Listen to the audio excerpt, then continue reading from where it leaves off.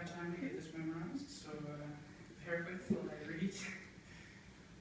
Before I begin, I would like to thank all of you here on behalf of Carol, my brother, and myself for your efforts, large and small, to be here with us, to help us mark my father's passing. I'm honored to be here.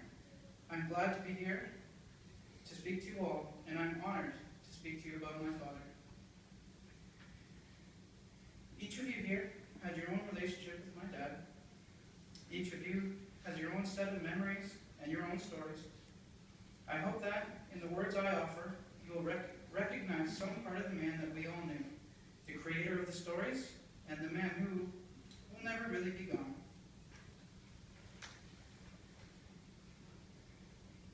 Dad was always about us kids. He would always think of new and exciting things we might enjoy, and we'd do them. No second thought. Dad would always say we'd wing it. Those situations were always his favorite. I remember many wing it situations, but one in particular sticks with me. Dad loved being out on the water in the boat. He always loved the boat. Another thing he enjoyed was camping. The only problem that ever arose from this was when he tried to combine the two. He decided to pack up the boat with all the camping gear and said that we were taking the boat to the campground, not the van. All was going well until just outside the bob cage and locks when he decided to hammer the throttle and blew a hole in the side of the engine block. That wasn't the end of the trip, though. It wasn't like him to just give up. We got a tow from an OPP boat to shore, where his friend Ed, who was over here, came to pick us up and continued on to the campsite. My father was, is, and will always be the most capable and handy man I have ever met. I cannot recall him ever botching anything he turned his hand to. He understood materials and engineering innately, without the need for a formal education in them. Although the boat was never fixed after that camping trip. In the short time he was with us, both my brother and I learned a large amount about fixing things, how things function, maintaining our cars, and we can't forget the most important thing, how to swear and throw tools. These are skills he passed to us that we will carry and pass on ourselves. I can't thank him enough. When I was young, I can remember a very large Garfield collection that my dad kept. Many collectibles that he bought or were gifted to him over the years. In fact, the boat that he blew up was named the SS Garfield.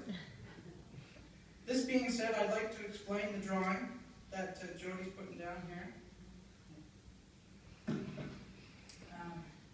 This drawing was gifted to Dad from his friend Troy Vale, who I didn't see come in, so if you're here, Troy. There he is.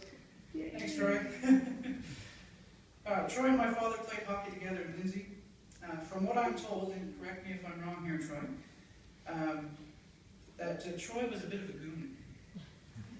So in this picture, we see Troy as Garfield, number 86, body checking Odie, number 4, which was always my dad, who was ward number 4 because of Bobby Orr, into the boards during a game. Dad always had this picture hung in the house somewhere, with its last location hung above Dad's dresser beside his bed. A fond memory for him, I'm sure. He's kept it in good shape for a long time. This drawing will now be proudly displayed in my home, until which time I'll pass it down to Chase. Thanks, Troy.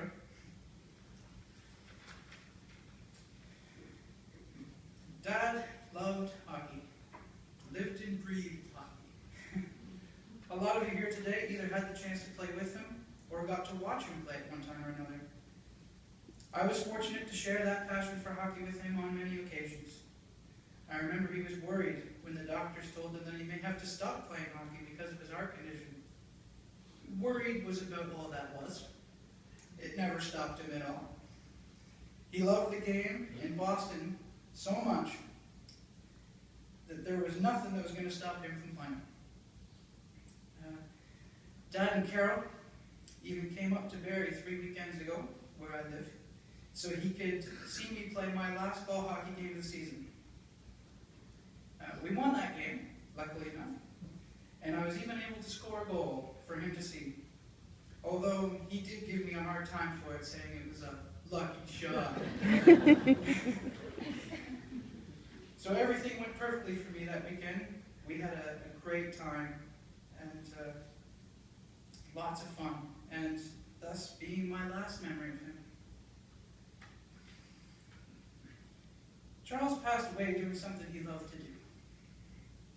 We should all be so fortunate to leave this world doing something we love, and not all of us are so lucky.